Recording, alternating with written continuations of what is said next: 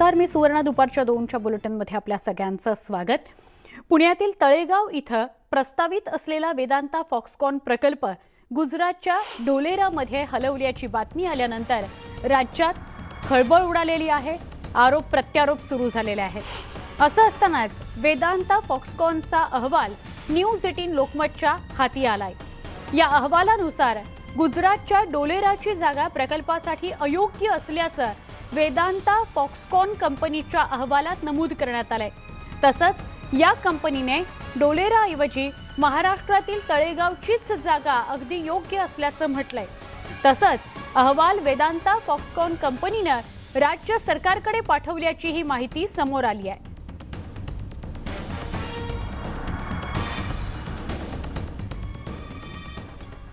पंतप्रधान नरेंद्र मोदी यांनी फॉक्सकॉनवर ट्विट केलेलं आहे. मोदींनी ट्विट काय केलंय ते बघणार आहोत. गुजरातमध्ये प्रकल्प स्थापन करण्याच्या करारावरून देशात सेमीकंडक्टरच्या उत्पादनाला चालना मिळेल. 1,54 कोटीच्या या प्रकल्पामुळे मोठ्या प्रमाणावर रोजगार निर्मिती होऊन अर्थव्यवस्थेला चालना मिळेल. हा प्रकल्प उद्योगांच्या वाढीकरता मोठा हातभार लावणारा असणार आहे.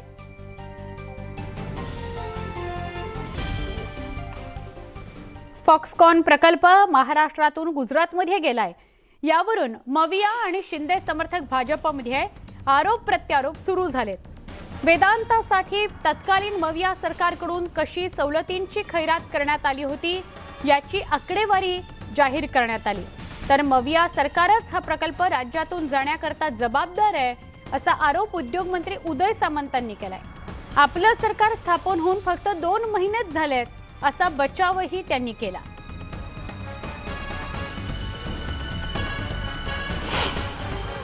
राज्याचे उद्योगमंत्री उदय सामंत आता आपल्यासोबत आहेत. फॉक्सकॉन वेदांतावरनं प्रचंड वाद निर्माण झालेला आहे आणि त्याची उत्तर आपण त्यांच्याकडे घ्यावं. सर, तुमच्यावरती टीका होते की नवं सरकार आल्यानंतर फॉक्सकॉन वेदांता हा गुजरातला निघून गेलाय. वस्तुस्थिती ठीक आहे. मला राजकारण करायचं नाही, पण 2016ला देवेंद्रजी फडणवीसनी इलेक्ट्रॉनिक्स पॉलिसी जी आणली त्याच्यामुळं हे प्रकल्प आपल्याकडे महाराष्ट्रामध्ये एंटर करायला लागले आणि त्या पॉलिसीमध्ये आपण इन्सेंटिव्हच्या स्कीम ज्या आहेत ते लिहिलेल्या आहेत. परंतु अनिल अग्रवाल गुजरातला का गेले, कशासाठी गेले या संदर्भातला जो काही एक प्रश्न होता त्या संदर्भामध्ये स्वतः मुख्यमंत्री महोदय हे पंतप्रधान महोदयांशी काल बोलले.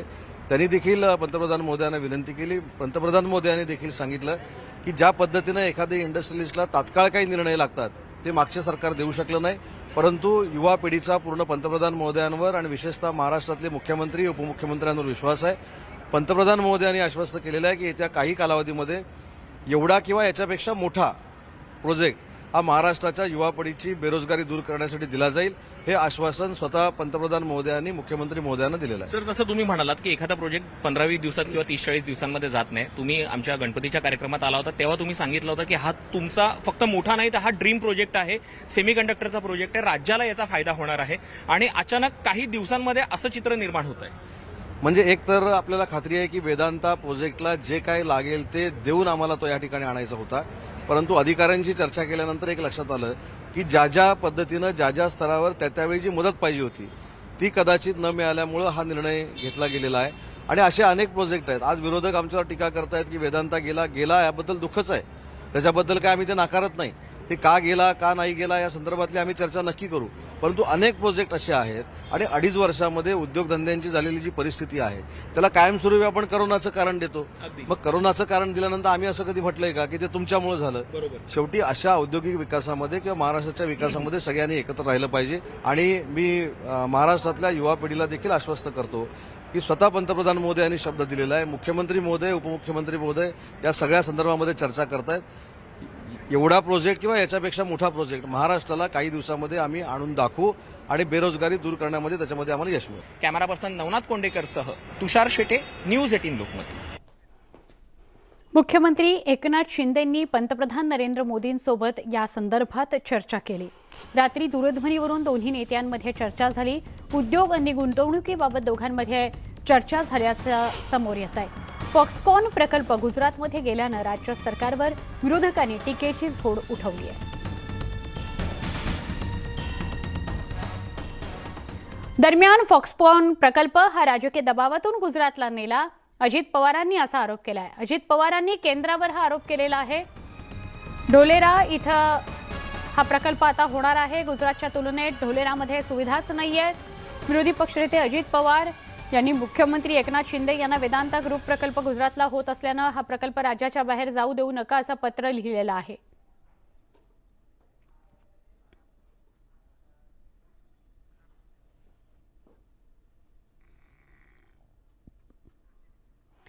दरम्यान मवियाकडून वेदांतावर कसा सवलतींचा पाऊस पाडला गेला होता त्यावर नजर टाकूया। खरं मवियानेच असा दावा केलेला आहे की आम्ही त्यांना सवलती देऊ केलेल्या होत्या। 39,000 कोटी रुपयांची सवलत गुजरातकडून फक्त 29,000 कोटींची सूट आहे। आपण 39,000 कोटींची सूट दिली होती, गुजरातकडून फक्त 29,000 कोटींची सूट मिळते। तळेगाव मधली 400 एकर जागा मोफत आपण देऊ करतोय। 700 एकर जागा 75% दरानं आपण देऊ केलेली होती। 1200 मेगावॅटचा अखंडित वीज पुरवठा आपण देऊ करत होतो। 20 वर्षांकरता 3 रुपये प्रति युनिट दरानं वीज आपण देऊ करत होतो। 20 वर्षांवर होतो आणि स्टॅम्प ड्युटीमध्ये 5% सवलत आपण देऊ करत होतो। विजेच्या दरात 10 वर्षांसाठी 7.5% सूट आपण देऊ करत होतो। पाणीपट्टीमध्ये 337 कोटी रुपयांची सूट देऊ करत होतो आणि घनकचरा प्रक्रियेवरती 812 कोटींची सूट आपण देऊ करत होतो। मविया कशा प्रकारची सवलत वेदांता फॉक्सकॉनला देत होती त्यावर नजर टाकत होतो। राज्यातलं पाणी गुजरातमध्ये दिलं। गुजरातचा आशीर्वाद आपल्याला बनला राहिला पाहिजे, गुजरातल्या नेत्यांचा आशीर्वाद आपल्याला बनलेला राहिला पाहिजे, ही भूमिका जी आहे। आणि त्या माध्यमातून महाराष्ट्राला लुटून गुजरातला देण्याचा प्रयत्न भारतीय जनता पार्टीचे महाराष्ट्रातले नेते करतात आहेत, असं चित्र आज स्पष्ट झालेलं आहे। उद्या मुंबई हे गुजरातमध्ये गेली तर काही नाविन्य राहणार नाही। ही कंपनी पुन्हा महाराष्ट्रामध्ये वापस आली पाहिजे, ही मागणी काँग्रेसच्या वतीनं आम्ही सगळेजण करतो। जे स्पर्धेमध्ये 3 राज्य होते त्याच्यात गुजरात नव्हतंही, अशा वेळेस गुजरातला जातोय। मला वाटतं की कुठेतरी गुजरातचं मन सांभाळण्याकरता हे आपलं सरकार काम करतंय असं म्हणलं तरी वावगं ठरणार नाही। महाराष्ट्रातल्या युवकांचं प्रचंड नुकसान त्यांनी केलेलं आहे आणि म्हणूनच मी काल असंही म्हटलं की महाराष्ट्राच्या या मराठी मुलांनी फक्त दहीहंड्या फोडायच्या, एवढंच काम शिल्लक राहील, बाकी काही नाही।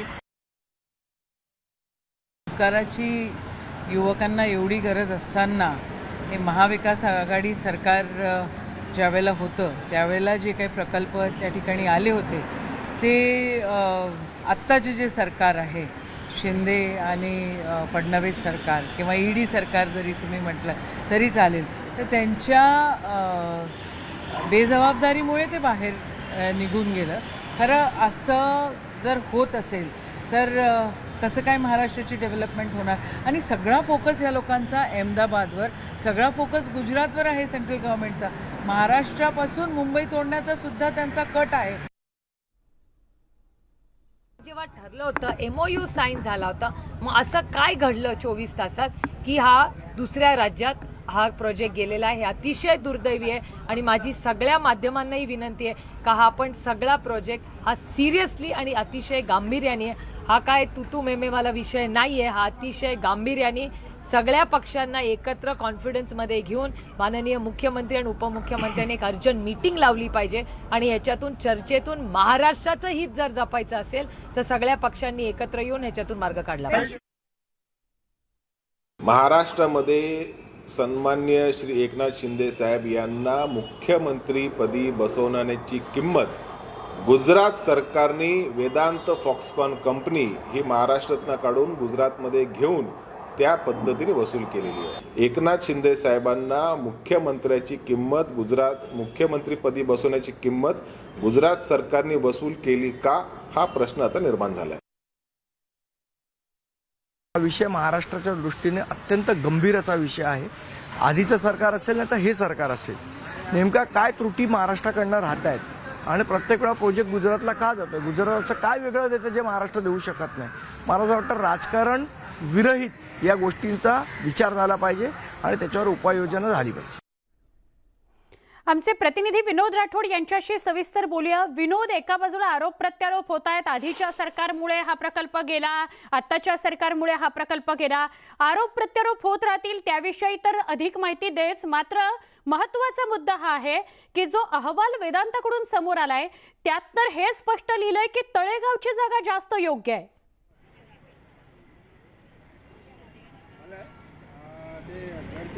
नक्कीच सुवर्णा, आपल्याला अहवालामध्ये ह्या गोष्टी तात्पर्याने स्पष्ट झाल्या आहेत की गुजरात की महाराष्ट्र यामध्ये फॉक्स वेदांता जी कंपनी आहे त्याबाबतचा त्यांनी एक सर्वे केला आणि त्या सर्वेमध्ये महाराष्ट्रातली तळेगावची पुण्या येथील जागा ही योग्य असल्याचा त्या ठिकाणी त्या अहवालमध्ये दर्शवण्यात आला आहे. आणि ज्याप्रमाणे विरोधी पक्षनेत्यांकडून ही वारंवार आरोप केले जात आहे आणि मागणी केली जात आहे की तो फॉक्स वेदांताचा जो प्रोजेक्ट महाराष्ट्रातून गुजरातकडे पळून नेला आहे तो परत कशा प्रकारे आणायचा त्यासाठी त्यांनी मागणी केली आहे. परंतु एक गोष्ट यामध्ये ठीक स्पष्ट होते की जो वेदांताचा जो अहवाल होता त्या अहवालामध्ये तळेगाव पुण्यातली जी जागा आहे ती व्यवसाय दृष्टिकोनातून आणि महाराष्ट्र सरकारच्या सवलतीच्या एकूण बाबी जर विचार केला तर ती योग्य होती असं या अहवालामध्ये पाहायला मिळत आहे. दुसरीकडे जर विचार केला तर गुजरातच्या त्या अहवालामध्ये एक गोष्ट नमूद करण्यात आली आहे की आत्ता जी परिस्थिती आहे त्या गुजरात मधील जी जागेची त्यामध्ये आत्तापर्यंत गुडघाभर पाणी, त्यामध्ये योग्यरित्या कुठल्याही प्रकारच्या सवलती त्या ठिकाणी गुजरात सरकारकडून देण्यात आल्या नाही. ज्या पण देण्यात आल्या आहेत त्या सवलती महाराष्ट्रापेक्षा खूप कमी आहे.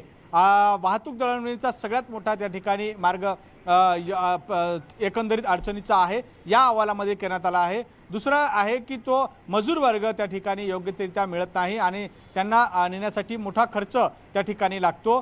तिसरी जी महत्त्वाची बाब आहे की विजेची उपलब्धता त्या ठिकाणी नाहीत आणि सध्या पाण्याचा मोठ्या प्रमाणात त्या ठिकाणी भरमार असल्यामुळे त्या ठिकाणी मोठ्या प्रमाणात पाणी भरलं आहे. यासारख्या अनेक गोष्टी त्या अहवालामध्ये लिहिण्यात आला आहे आणि त्या अहवालांमधून एक गोष्ट ही गोष्ट निश्चित होते की महाराष्ट्रातलं जे तळेगावचं जे जागा होती ती जागा वेदांताला योग्य होती आणि जी आता ज्याप्रमाणे तो प्रोजेक्ट गेला आहे खास करून ढोलेरामध्ये ती जागा अयोग्य होती असा अहवाल वेदांताने स्वतः दिला आहे. त्यामुळे हा प्रोजेक्ट कसा काय गेला, ते दबावापोटी गेलात का, अशा प्रकारचे अनेक प्रश्न आपल्याला या ठिकाणी उपस्थित होत आहेत. परंतु एक मात्र या ठिकाणी निश्चित आहेत की हा जो वेदांताचा प्रोजेक्ट गुजरातमध्ये गेला त्यामुळे महाराष्ट्रातल्या अनेक बेरोजगारांना नोकऱ्या मिळणार होत्या, त्या नोकऱ्या आता मिळणार नाही.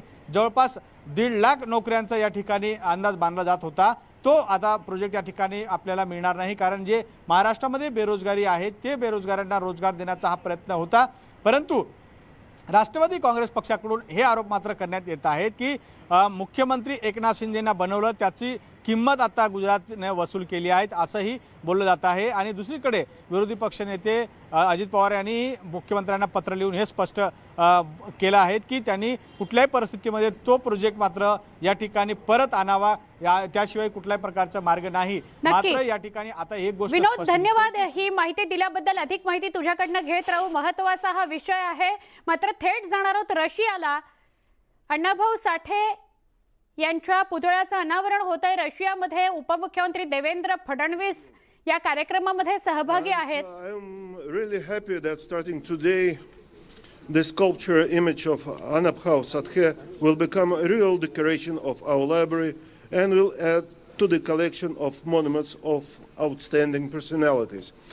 Дорогие друзья, я очень признателен господину. परत एकदा महत्त्वाच्या काही बातम्या बघूयात. प्रहारचे आमदार बच्चू कडू यांना गिरगाव कोर्टानं न्यायालयीन कोठडी सुनावली आहे. त्यांच्याविरुद्ध न्यायालयानं अजामीनपात्र वॉरंट जारी केलं होतं. त्यामुळेच ते स्वतः आज गिरगाव महानगर दंडाधिकारी न्यायालयामध्ये हजर झाले. आमदार बच्चू कडू यांच्याविरुद्ध राजकीय आंदोलन केल्याप्रकरणी दाखल केलेल्या निषेधाच्या गुन्ह्यात त्यांचा जामीन अर्ज फेटाळण्यात आला. न्यायालयानं त्यांना ताब्यात घेण्याचे आदेश दिल्यानंतर मरीन लाईन पोलिसांनी बच्चू कडू यांना ताब्यात घेतलं. त्यांना मेडिकलसाठी आत्ता घेऊन जाण्यात आलेलं आहे.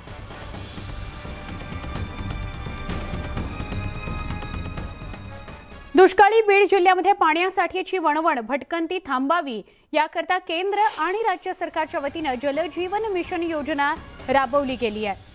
मात्र योजनेच्या निविदा प्रक्रियेमध्ये अधिकारी आणि गुत्तेदार यांनी संगनमतानं मोठा घोटाळा केल्याचा आरोप आहे.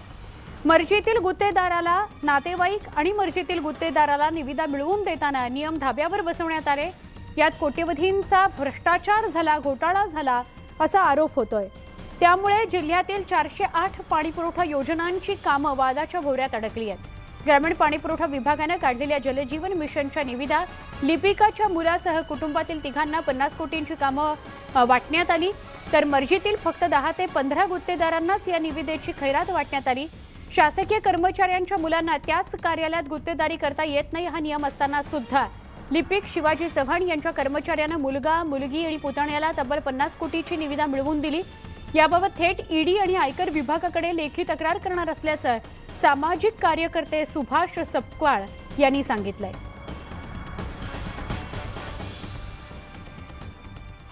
ग्रामीण भागातील जनतेच्या तोंडचं पाणी पळवण्याचं काम चीफ एक्झिक्युटिव्ह ऑफिसर आणि कार्यकारी अभियंता जिल्हा परिषद आणि महाराष्ट्र जीवन प्राधिकरणचे कार्यकारी अभियंता हे करत आहेत। याच्यामध्ये मोठ्या प्रमाणावर आर्थिक गैरव्यवहार झाला असण्याची शक्यता किंवा तसे काही बरेचसे पुरावे देखील आता मी या ठिकाणी तयार केलेले आहेत आणि ते अँटी करप्शन ब्युरो मुंबई, महासंचालक अँटी करप्शन मुंबई यांना व ईडी केंद्र शासन दिल्ली यांना मी या ठिकाणी देऊन त्याबाबतची सर्व प्रकारे चौकशी करावी अशी मागणी करणार आहे। टेंडरमध्ये आपली साधारणतः 18 महिन्याची असते। जर मी ऑक्टोबरपर्यंत ह्या जर ऑर्डर दिल्या नाही तर बीड जिल्ह्याचं फार मोठ्या प्रमाणावर नुकसान होईल। याचं कारण असं की 18 महिन्याची 8 मार्च 24 मध्ये संपते आणि मार्च 24 नंतर लोकसभा आणि इतर विधानसभेचे इलेक्शन लागतील। नंतरचं सरकार या स्कीमला पैसा देईलच किंवा नाही याची गॅरंटी नसल्यामुळं आम्हाला याबाबतच्या सक्त सूचना आहेत की ऑक्टोबरपर्यंतची ऑर्डर द्या। ते ऑर्डरमध्ये 18 महिन्याची मुदत असल्यामुळे संबंधित कॉन्ट्रॅक्टर पाऊस गेल्यानंतर त्याची ती कामं करतील। पुढच्या बातमीकडे वळूया। पाऊस पाण्यासंदर्भातली बातमी आहे। महाराष्ट्रातल्या अनेक भागात पावसानं झोडपून काढलेलं आहे, त्या जिल्ह्याला त्या तालुक्याला। पुण्यामधून बातमी। पुण्यातल्या भिडे पूल डेक्कनच्या बाजूने वाहतुकीकरता पुढचे 2 महिने हा पूल बंद राहणार आहे। पुणे मेट्रोच्या डेक्कन स्टेशनवर लोखंडी गर्डर्स बसवण्याकरता वर्दळीचा हा परिसर आहे, वाहतुकीकरता बंद ठेवावा लागणार आहे। दरम्यान मुठा नदीच्या पुराचे पाणी आज पुन्हा नदी पात्रातील रस्त्यावर आल्यानं पेठांच्या बाजूने भिडे पूल वाहतुकीकरता तात्पुरता बंद करण्यात आलेला आहे। याच वाहतूक बदलाचा सविस्तर आढावा घेतला आमचे प्रतिनिधी चंद्रकांत फुंदे यांनी।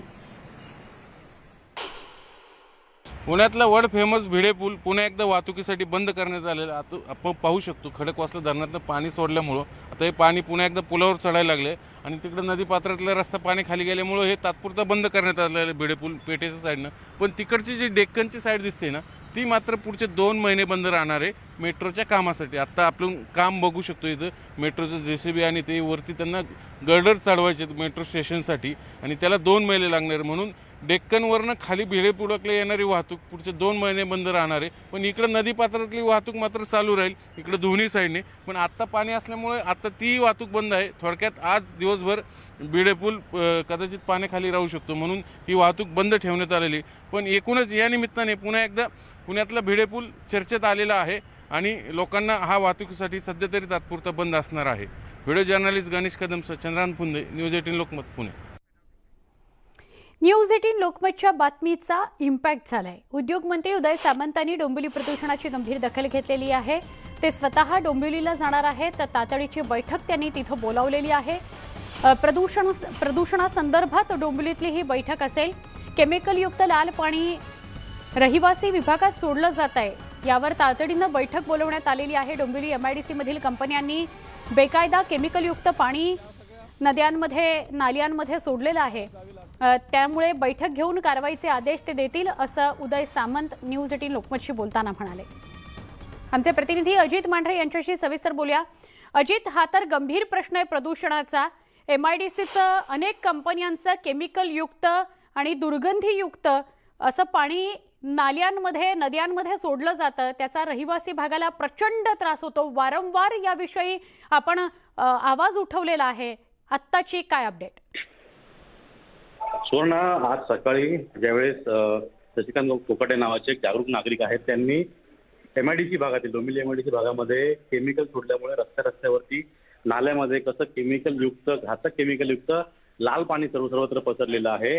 प्राणी मरून पडलेले आहेत, त्यांना किडे लागलेले आहेत आणि या सगळ्या पाण्यातून दूषित पाण्यातून लोकांना वाट काढत जावी लागते। हे व्हिडिओ जेव्हा त्यांनी जाहीर केले होते ती बातमी दाखवल्यानंतर न्यूज 18 लोकमतने या बातमी दखल जी आहे ती उद्योगमंत्री उदय सामंत जे आहेत त्यांनी घेतलेली आहे।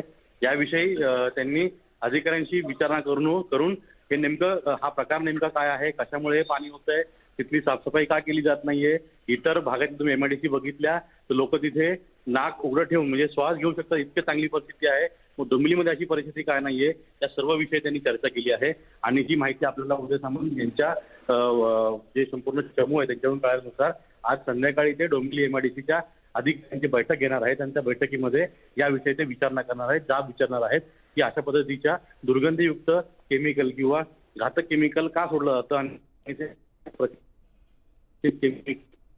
अशा विविध गोष्टी ज्या आहेत, विविध मुद्दे आहेत, त्या मुद्द्यांवरती मंत्री उदय सामंत जे आहेत त्यांनी आज संध्याकाळी डोंबिवलीमध्ये MIDC अधिकाऱ्यांची बैठक बोलावली आहे. नक्की आभार माहिती दिल्याबद्दल अजित. बातमी यवतमाळमधून आहे. यवतमाळमध्ये 2 दिवस झालेल्या मुसळधार पावसामुळे वर्धा नदीच्या पात्रात मोठी वाढ झाली आहे आणि नदीला पूर आलेला आहे. वनी वरोरा या मार्गावरील पाटाळा पुलावर पाणी असल्यानं वनी ते वरोरा मार्ग बंद असला.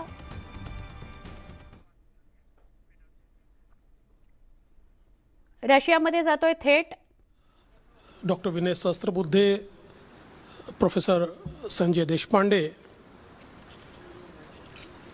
also present here, Mr. Milind Kamble, Sunil Kamble, Sudhakar Bhalerao, Mr. Sunil Vare, all the dignitaries, ladies and gentlemen. At the outset, I would like to thank the Margarita Rudomino Moscow State University for installing burst of the great humanist, poet, writer, revolutionary, literature par excellence, Lok Shahir Sahitya Bhushan Anna Bhau Sathe in this beautiful and historic city of Moscow. And I would also like to thank Mumbai University for taking up this initiative,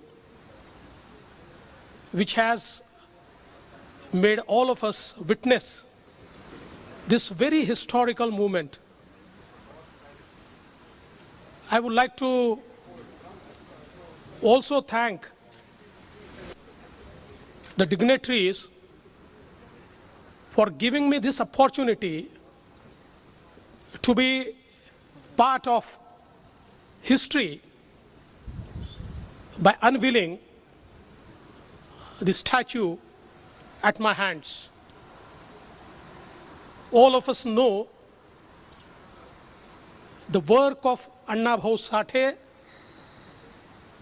was for have-nots, for those who did not have voice, for those who were marginalized, who were discriminated.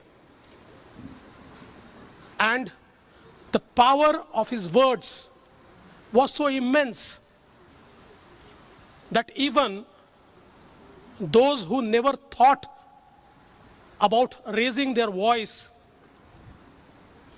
could transform into revolutionaries.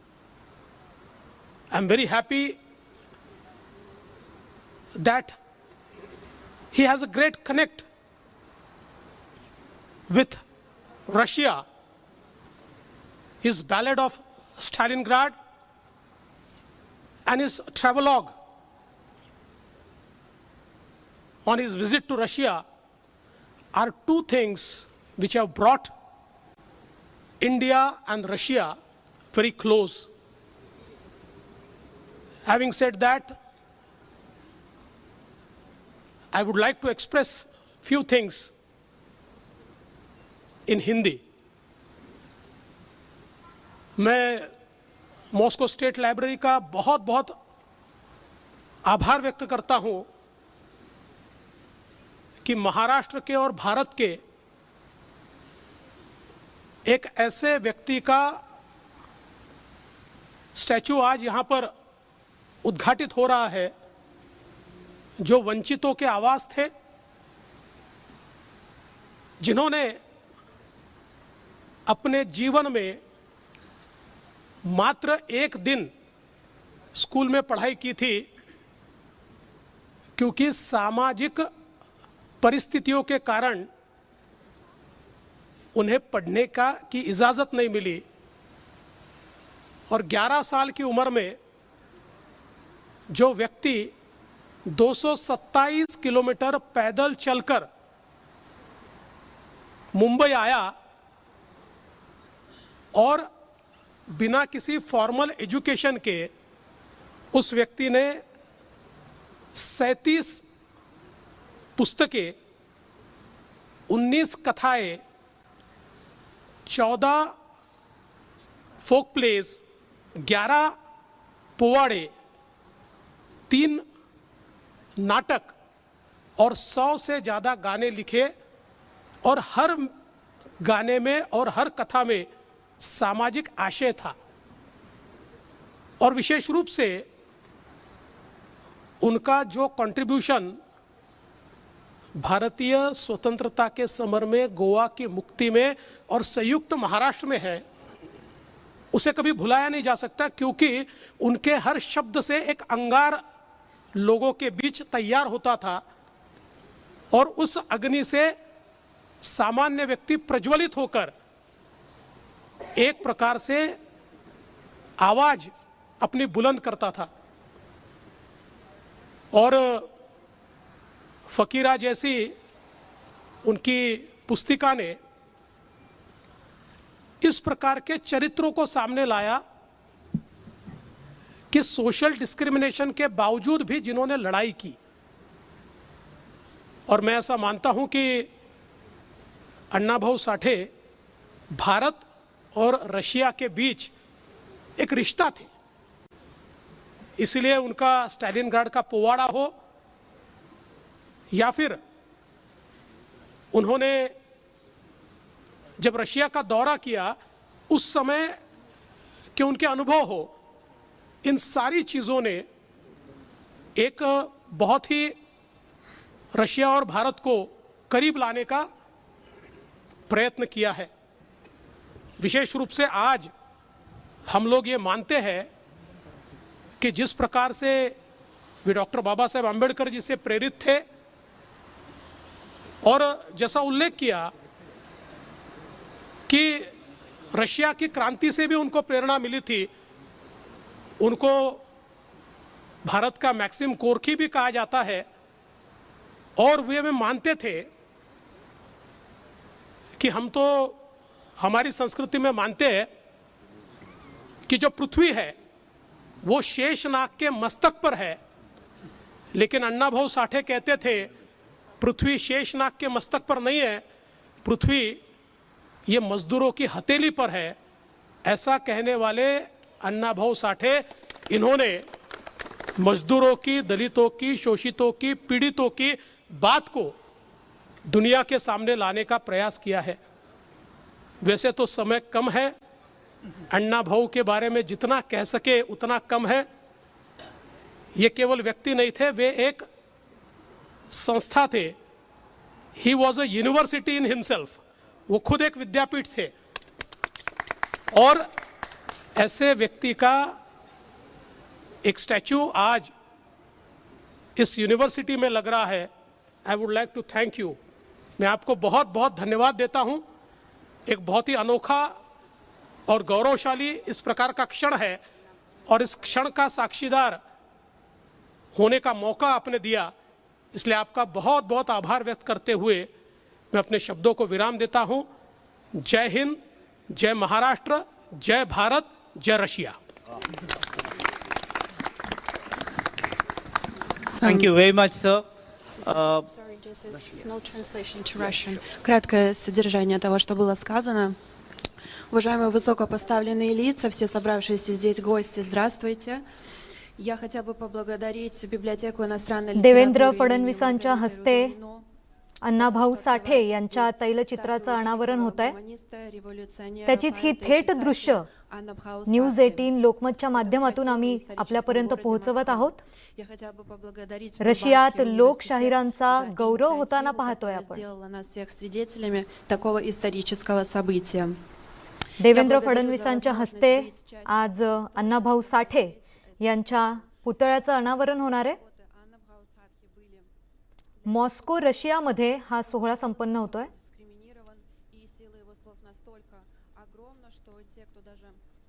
त्याच निमित्ताने उपमुख्यमंत्री देवेंद्र फडणवीस रशियामध्ये पोहोचलेले आहेत.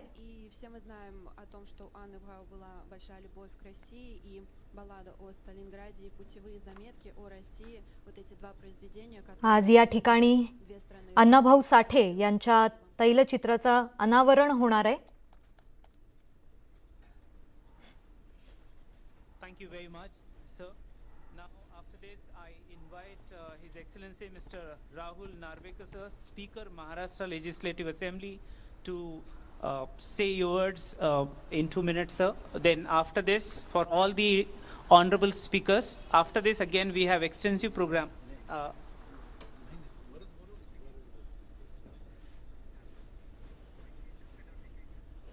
आणि यासोबतच घेऊयात एक छोटीशी विश्रांती. तुम्ही पाहत रहा न्यूज 18 लोकमत.